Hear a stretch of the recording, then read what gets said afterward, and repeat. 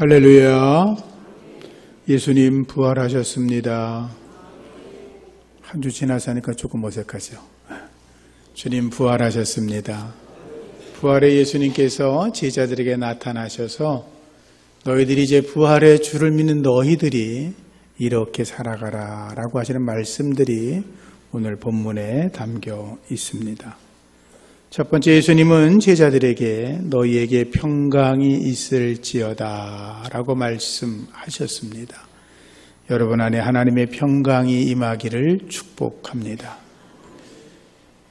제자들이 부활하신 예수님을 보고 깜짝 놀랐을 겁니다. 자기들은 문을 꼭꼭 걸어 잠그고 어느 누구도 들어오지 못하게, 자기들이 그 건물 안에 숨어 있는 걸 아무도 알리지 않기 위해서 문을 꼭꼭 걸어 잠궜는데 그 벽을 뚫고 지나 들어오셨으니 얼마나 놀랬겠습니까?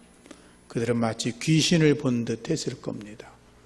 깜짝 놀란 그들에게 주님이 말씀하는 겁니다. 두려워하지 마라. 너희 안에 평강이 있을지어다. 우리가 믿음 생활하다가 두려울 때 있습니다. 때로는 겁이 나고 염려가 되고 해결할 수 없는 산적한 문제가 생기면 어떻게 해야 되나 불안할 수 있습니다. 그러나 그때도 여러분들이 주님의 은혜 안에서 평강하시기를 바랍니다. 근심과 염려, 걱정은 사탄이 주는 것입니다.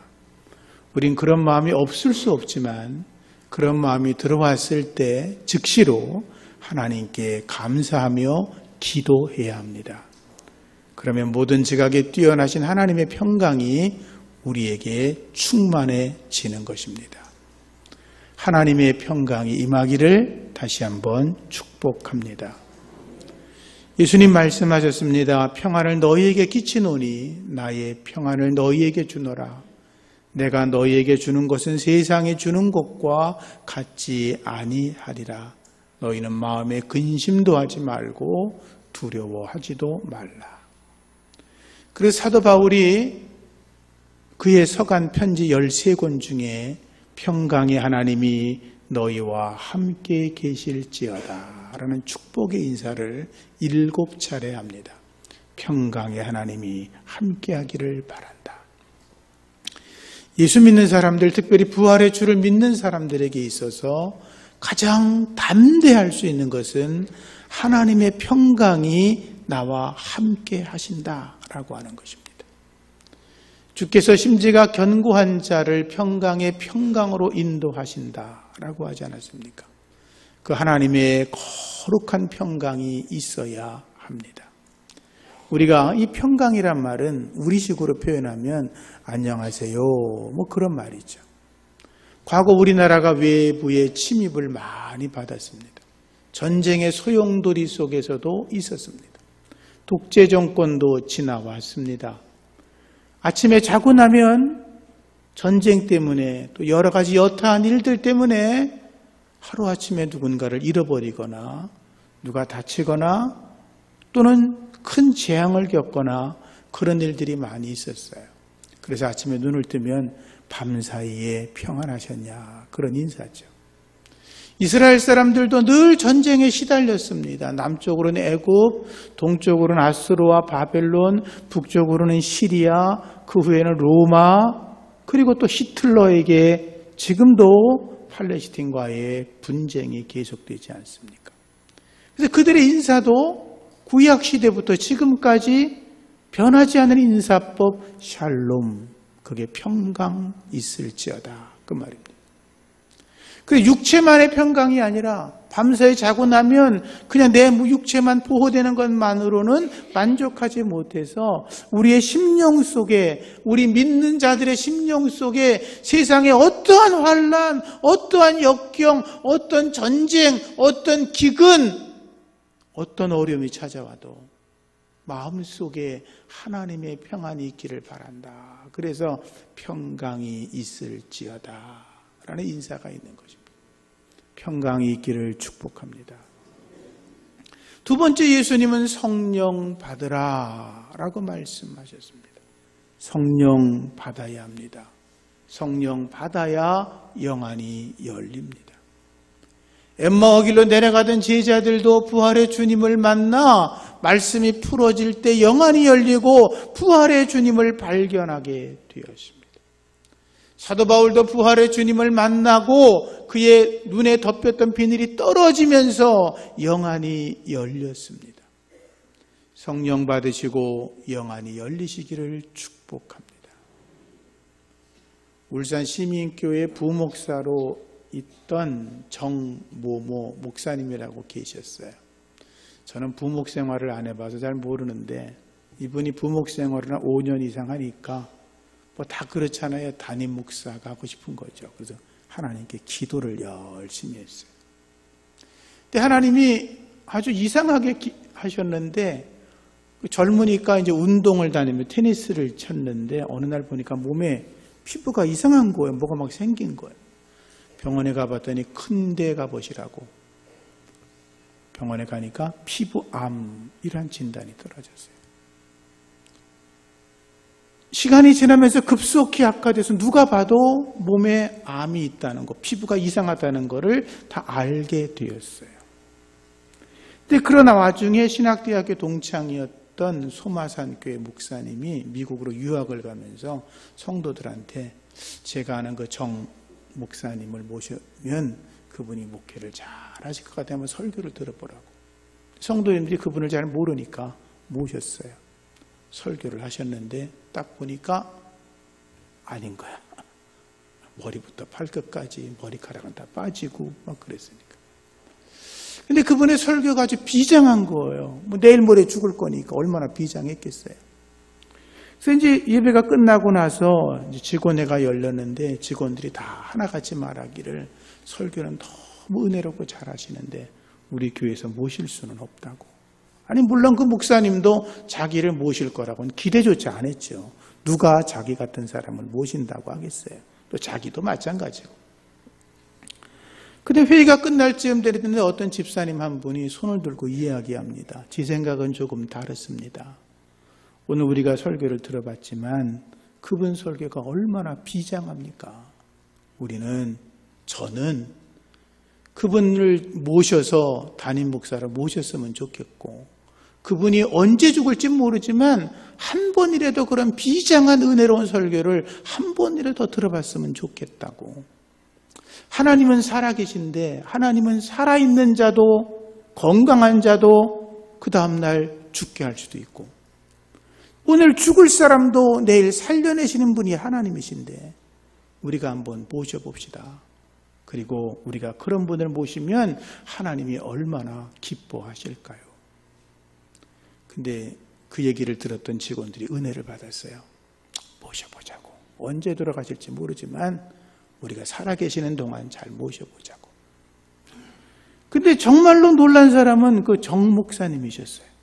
자기는 기대도 하지 않았는데 어떻게 교회가 뻔히 죽을 줄 아는 자기를 모신다는 게 이해가 안 되는 거예요, 본인도. 그래서 그 얘기를 듣고 나서 즉시로 기도원에 들어갔어요.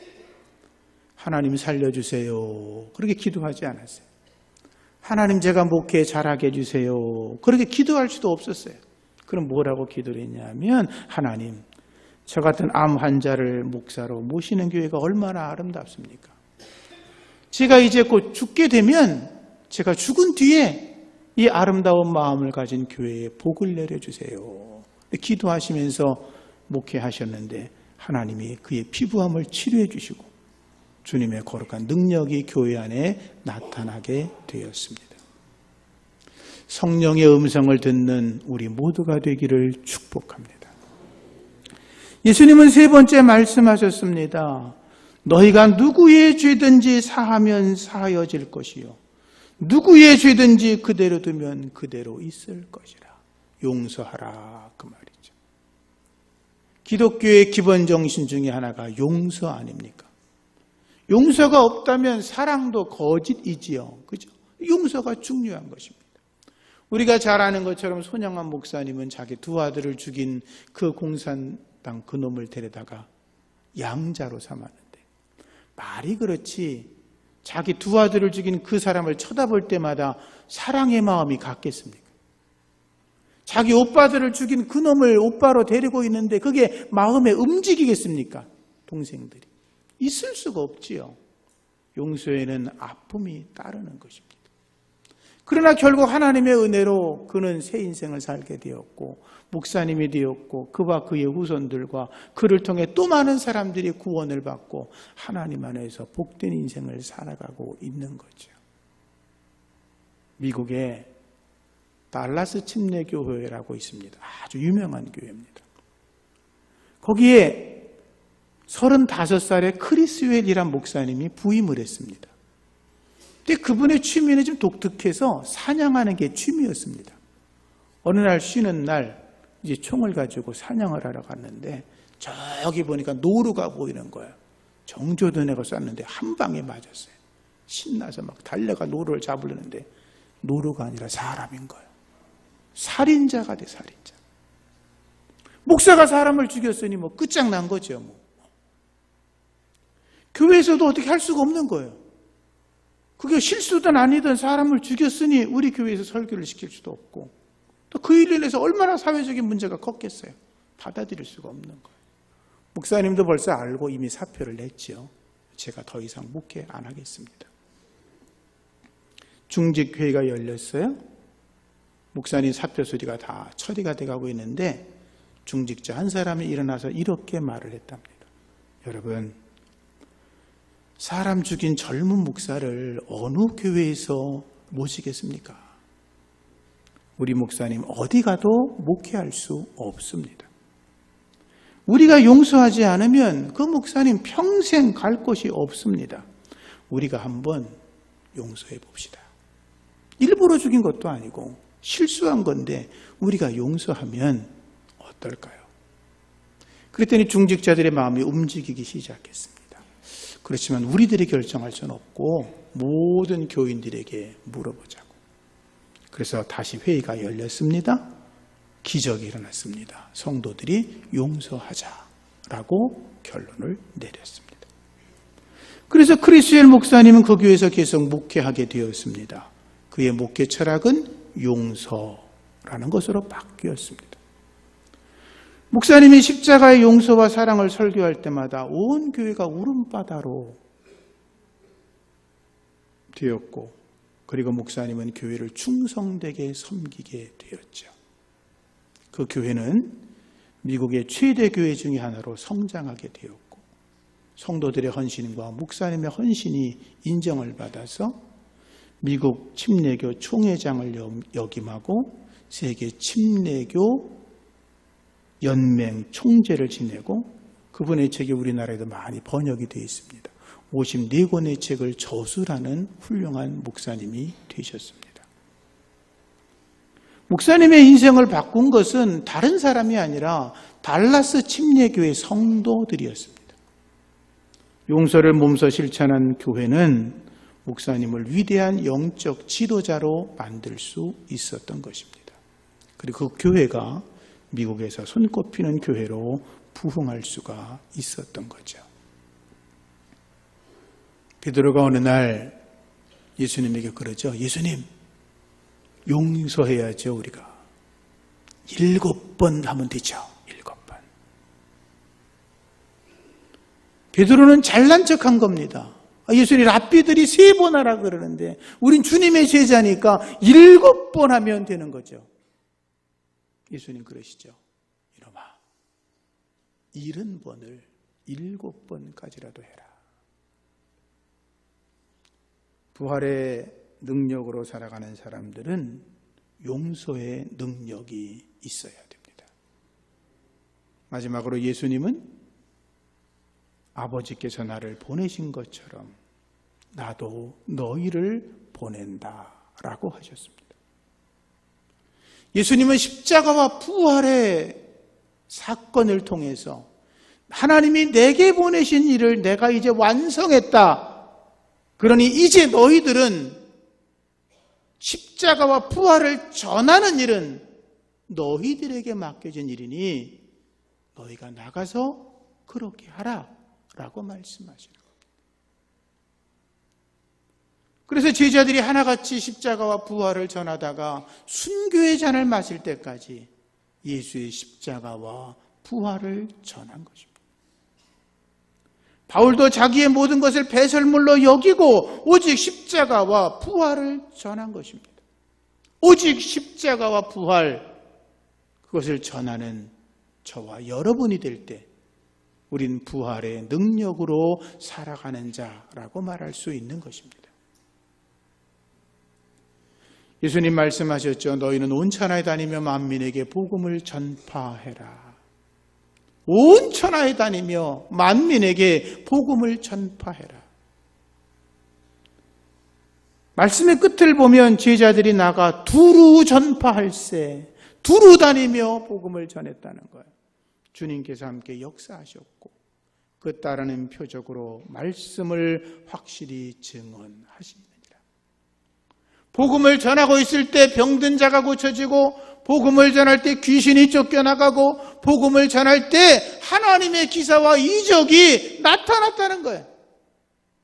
성령 받은 사람들, 부활의 주님을 믿는 사람들, 그들은 복음을 전하는 하나님의 사람이 되셔야 할 것입니다. 오늘 주님의 말씀은 분명합니다. 평강이 있을지어다. 성령 받아라. 죄와 허물을 용서하는 자가 되라. 복음을 전하는 자가 되라. 그렇게 살아가시기를 축복합니다.